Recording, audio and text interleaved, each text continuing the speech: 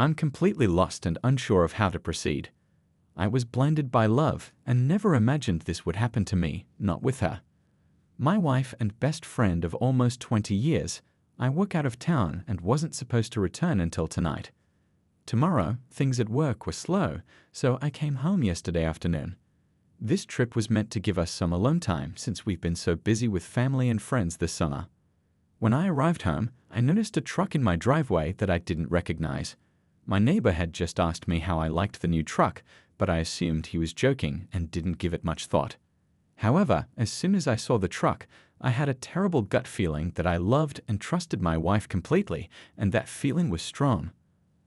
I snuck around the side of the house to our bedroom window, which was open and I could hear them.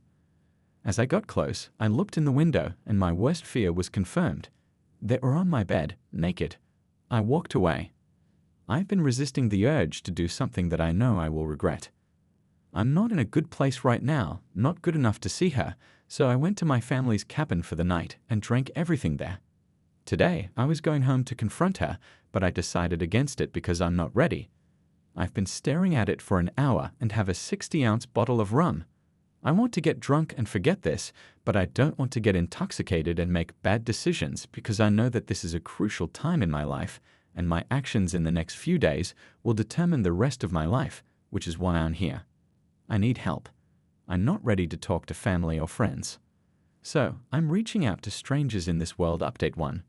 The amount of support and advice I received was so overwhelming that I actually started crying when I realized how many wonderful people out there are willing to help a stranger.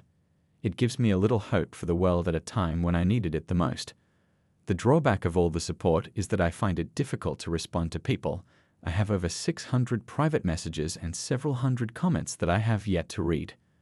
I will try to thank each of you personally, but it won't be quick. In addition to my brief update, I wanted to address a few questions and comments that keep coming up. If you haven't noticed, I feel much better today. The pain has almost completely subsided, though I still feel like I've been punched in the gut. Nevertheless, I've started to look to the future. It's been 2 days, so I'm not sure if this is a calm before the storm or if I'm just really strong. As for the questions and comments I've received, here are some cliff notes to help clarify a few points. When I mentioned wife and best friend, I was referring to the 2 roles my wife played in my life. The other guy wasn't my best friend even though I didn't get a good look at him, based on my quick glance and his car. I don't think this is someone. We recently sold our house and were moving closer to my job in September, so I'm going to thank my neighbor, but I'll do it discreetly, just like he did for me. Many people have been asking me about the signs I mentioned missing off the top of my head. A few of them were texting unusually late at night, one for regular after-work drinks with friends. This is not typical of her, but I was pleased that she was being social. We frequently answer each other's phones if we are closer. She had an unknown caller who would hang up as soon as I answered. We get a lot of spam calls, but usually it's a telemarketer or a debt collector looking for the previous owner of the number. The update is a work in progress. When my brother arrived, we had a delightful long talk. He has been my true best friend, and I realized I need to always remember that. She did yoga once a week, but it appears that she was not paying because one of her co-workers served as the instructor. She also helped with sit-up and clean-up. And know that he will always be there for me without passing judgment, just as I would be for him. He truly sets the standard for what a true friendship is, even if we occasionally argue. Last night, I was supposed to be at home, but I decided to reply to my wife's text. Since we are not permitted to have phones on site, it was reasonable for me to only be texting her. She knows that I can easily sneak in some texts, so I wrote her to let her know that I needed to go to one of my company's remote sites and wouldn't be able to call her until the end of the weekend. I told her that I would cancel all the reservations and rebook later, and she said she could bring her best friend. Fortunately, the hotel allowed us to switch from the honeymoon suite to a room with 2 beds. There is also a really nice lake and boat rentals nearby, so this just turned into a long overdue fishing trip with my brother. I told her that I already gave it to my brother and his wife since it was non-refundable and they would pay me back in a month. I told her that I was going to the romantic bed and breakfast on a vineyard this weekend with her, even though I knew it wasn't the best friend she wanted me to think would be going. Therefore, I don't have to write her. or talk to her for a few days so that relieves some stress and gives me more time to think. I honestly can't see it any other way. My brother is supportive of this, but he has asked me to take a few weeks to talk to someone.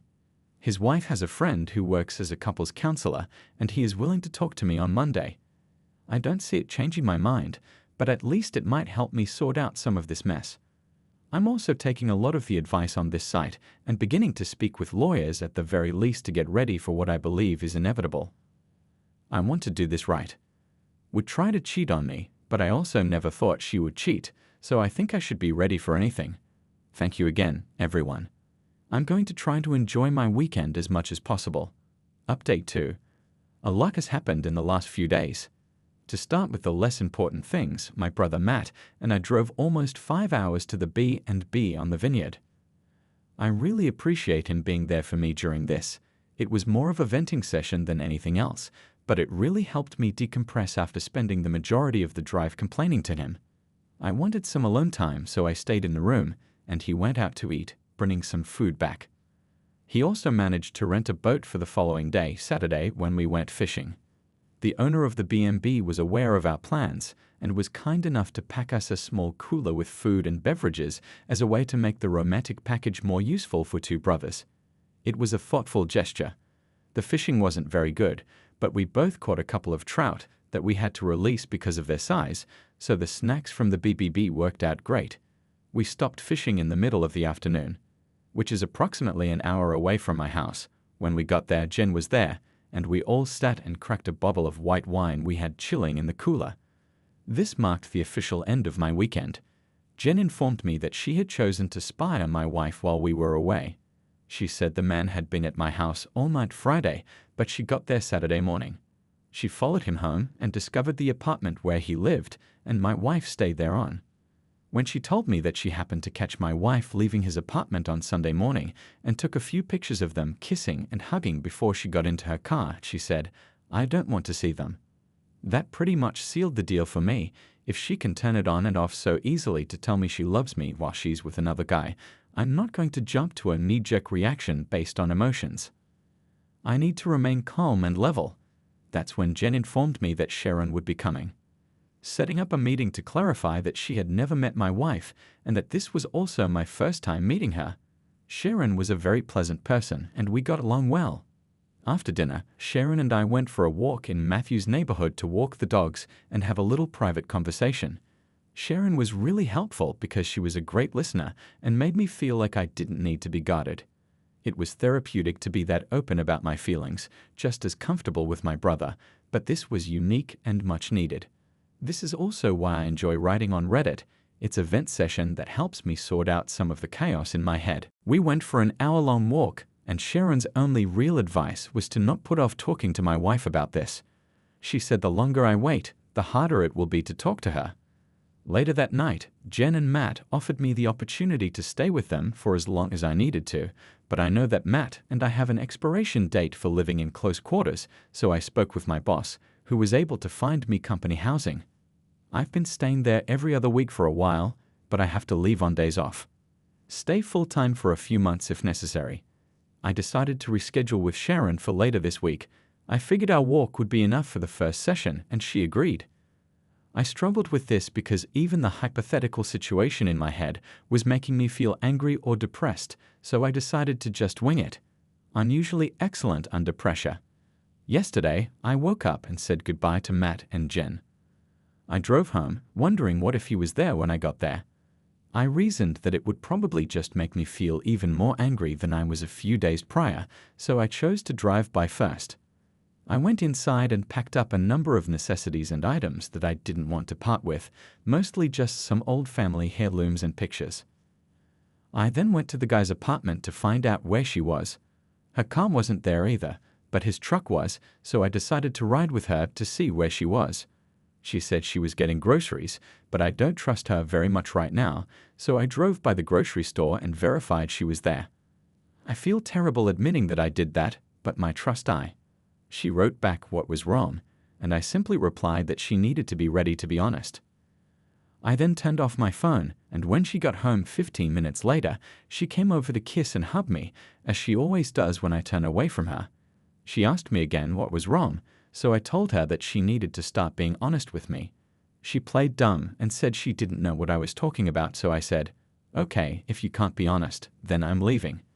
At this point, she began to panic, asking if she was referring to yoga, which I assumed was a start. I asked her what she was talking about, and she replied that she hadn't been. Here's a little recap of the rest of the conversation. If you weren't going to yoga, then where were you going? I was taking walks to decompress because I've been really stressed lately, and I just didn't know how to tell you that you were doing so. What was your concern with telling me that you were going for a walk to de-stress? I didn't mean to lie. I was worried that my stress would make you feel even more stressed, but I'm not stressed. It really seems like you're not telling me everything, so I assume you're lying about more than just skipping yoga. I don't know what else to say, but if you keep lying, this won't work. Oh, are you referring to last weekend, when I went out for drinks with some friends and returned home late? I had a feeling that bothered you, but I didn't know she went out or was out late. I was at work a few hours away. Was that a lie as well? I went out for drinks that night, but I didn't see her best friend, who she was supposedly with that evening, so who did you see? I just drank alone. Okay, maybe I have a problem. Maybe we'll discuss that later. I got up and left at this point because I didn't know what else to say. Usually when we argue, I go for a drive to avoid her. She probably assumed that this was the same, but then she realized that I had taken my clothes, toiletries, and Xbox, so she started blowing up my phone. I told her that I gave her a chance to be honest, but she didn't, so there's nothing left to say. She begged and pleaded with me to come home and discuss this face to face, saying she had no idea why I was so upset or what I believed she did. I couldn't handle it, so I hung up after she called me back about 40 times. This time, she asked if I had spoken to Karen, her best friend. I asked why, and she said, "Come home." I don't want to say this over the phone. I agreed, and we drove a little more to lower my heart rate before I went home. The conversation went something like this. I assume you spoke to Karen, but I didn't say a word. A few weeks ago, while you were at work, we went out for drinks together. We played along when a couple of guys started buying us drinks. As we were leaving, one of them tried to kiss me, but I quickly pulled away and told him that I was married. I felt terrible about it, but I'm a fool and just decided to keep it from you. Karen hooked up with the other guy and gave his friend my number without asking, and he has texted me a few times since, but I have never replied. Can I see her phone? She showed me her phone, which was completely empty of texts except for her mother and me. She never deletes her texts, so this was new. I looked at her photos, which were also clean, but then I checked the deleted ones. I was just being foolish, so that's not why you took a picture of him. I don't know if that's all you wanted to tell me, or if there is more. That's all I can think of. Once more, I left because I didn't want to be that clueless. She ran outside to try to stop me, but I was already out of reach. I went to the nearby park and just sat on my tailboard and ate my lunch while trying to figure out what to do next. During that time, I started remembering other things that I should have been more aware of. After going to bed early, my wife went to the club with her girlfriends at 4 a.m. I called her several times, but she didn't pick me up. About half an hour later, she called me again, asking if I could come get her. She explained that they had unsuccessfully tried to hail a cab and that two men her friend knew stopped and offered to drive them, but they wanted to stop at home first. When they arrived at the man's house, her married friend entered a room with one of the guys, and after some time, she gave up and had a drink in the kitchen with her roommates while she waited, claiming she didn't hear her phone. When I tried to call, we got into a fight about it, and she was disgusted by her friend's behavior, so she cut that friend out of her life. I assumed that was over because she had previously traveled to see a close friend in a different city for a planned girls' night, and from what I was told, there were 4 girls getting wasted and watching movies in their pajamas. She called me at around 1 in the morning to wish me a good night, and we talked for about 20 minutes, during which she kept. Recalling those things and our conversations, I decided to give it one last try. I turned my phone back on, and almost immediately it rang. I answered, and she was screaming for me to come home. I drove back to the house, and as soon as I walked inside, I was met with her crying uncontrollably. She was drunk and 3 hours away, leaving me with no choice but to trust her again. the coach repeatedly saying, "I'm so sorry, I'm so sorry." I asked her to apologize for what had happened, and she started rocking back and forth like a crazy person. It took her about 5 minutes to catch her breath enough to talk, so I lied about the guy who had tried to kiss me. "Tell me what happened, okay?" The four of us went back to his place that night, and we played around. I knew it was more than that, but hearing her say it made me feel lightheaded. I thought I was having a panic attack, so I washed my face in cold water until things returned to normal. "I'm sorry, I love you, and will do anything to make up for this one time. If I tell you the truth, please give me a chance to do anything I can to make up for it. I'll think about it. It was an affair we had been hooking up while you were out of town for work. It's been going on for almost a month now, and he is married. What did you do? Do you really want me to tell you that yes, I'm not playing this game anymore?" She started crying again, and it took some more minutes before she could speak again. "And they're going to divorce. Does he know you're married? If he's having an affair because his marriage is failing, does that mean you think ours is failing too? I'm so foolish. I hate myself. Please don't leave me. I can fix this however you want. If you were in my position or even his wife's, what would fix this for you, knowing the truth and being able to trust you to mean what you're saying? You can trust me that I made a mistake and won't do that again. If you were his wife, wouldn't you want to know the truth? If so, then fix this." If you think that's what you want, she tried calling but never got a response. A few minutes later, her cell phone rang and was listed as Karen's work. She looked shocked, so I knew it wasn't Karen. I answered, and being the coward that he is, he said, "Oh, I must have the wrong number." I said, "No, this is the husband of the girl you've been cheating with. I'll let you talk to her because she has something to say." I handed the phone to her, told him everything, and he knows the whole truth. We're done. It was just a fling, and now you need to never call me again. I asked to see the phone before she hung up. "What divorce lawyer are you using?" "I'm not getting divorced, but you didn't tell your wife that you weren't okay." "Then, can I talk to your wife? I feel like she has just as much right to know about this as I do." "Please, man. I didn't know she was married. Don't ruin my marriage over a mistake. You ruined mine. It's only fair that I tell your wife. She's at work right now. I'll tell her everything when she gets home."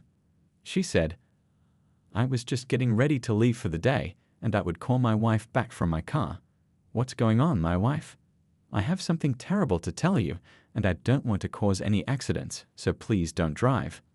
"Oh my God, did something happen to his name?" No, he's at your flat right now. I'm just letting you know that we have been having an affair for a month now.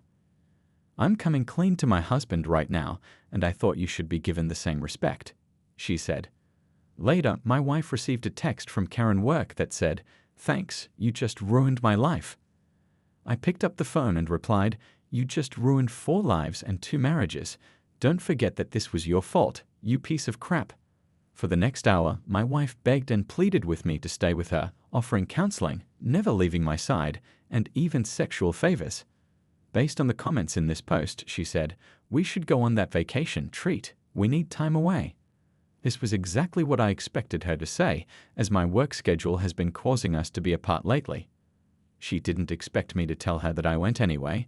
She didn't expect me to tell her that I already had counseling scheduled for myself. She also didn't expect me to have a place to stay in mind when I told her that I had busted her on my own bed. When I told her all of that, she went to the floor in tears and began to tell me that she didn't deserve to live and that I should kill her right away because she's too horrible to be with anyone. This continued for a while, and I listened to her excuses for a total of 4 hours. I called Karen and told her that her cheating friend is suicidal and that she should come watch over her. That was the last thing I did before leaving. It has been nearly a full day since that incident, and I haven't spoken to her since she has been phoning and texting me all day. Her friends and family have also been phoning and texting me throughout the day, and everyone has a different justification or a different request for understanding. Her father is the only one who wrote me, telling me that I should do what is best for myself and that he will always love me like a son no matter what. Reading that was what made me cry for the first time since this started. I'll see Sharon, my counselor, tomorrow. I've been going back and forth between camp and my brother's place, trying to be as little of a burden as possible by only staying on nights when I have an early appointment. My company has allowed me to take a few weeks off for personal time, which has been a huge help. I've also continued to see Sharon the therapist, seeing her 3 times now. I personally feel better than I did last week, so even though I don't think our visits are that fruitful, I think it's a beneficial opportunity to get some things out of my head, so I'll continue for the time being. I spoke with a lawyer last Thursday, and under their guidance, I made a list of all of my assets and finances, including debt. I then went to the bank and asked them to put a stop on our accounts so that no one can withdraw money without the other person present. Since we both have our pay deposited into our personal accounts, this won't stop us from accessing new money, just the old and shared money. The lawyer did advise me to wait until I served her the papers, but it's too late. During the week, I was receiving calls and texts from my wife, her family, and her friends. My sister-in-law arranged a family gathering at the cabin over the weekend, so I had to break the news to my family. At least it's in the open now, and I can involve them in my healing process. Everything was going as smoothly as it could be until Saturday night at around 8 p.m., when my wife's car pulled up and my brother Matt told me he would handle it. My dad and I then decided to take a walk around the property, out of sight from the driveway, barely in the forest, when I heard my wife yelling at my brother to move out of her way. She had a couple of friends with her, and they were shouting at Matt, telling him to keep his thoughts to himself. He tried his best, but in the end, they were too much for him to handle. She rushed straight towards us after passing him, and she must have seen his head. My dad offered to deal with her, so I said, "I'll deal with her." My wife, let's call her Kate for simplicity's sake, came running over to me in tears, and she went for an embrace right away. I didn't stop her, but I didn't give her a hug in return, so we walked around the property trails for a little privacy. Kate informs me that the other guy's wife left him, and she claims that he called and threatened suicide, and placed all the blame on her, saying that she told him to just do it and that she hasn't spoken to him since Kate. She then takes out a piece of paper and begins to list the ways that she promises to make it right with me again. These are all things that she offered on the first day, ranging from sexual requests to couples counseling. Then she surprised me by saying that she doesn't want to continue living this way, saying that she wants us to quit our jobs, move abroad, and open that little. This was all I could think of, so I decided that since I was already going through a lot of change, I might as well add another piece to it and just do what I wanted to hear. Her wanting the same thing just made me feel like I had to end the conversation.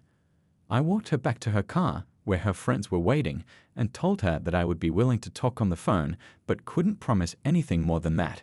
It calmed her down enough for her to leave, and we've spoken on the phone every night since, but she still cries and begs for another chance. I get upset with her for what she did and end the call.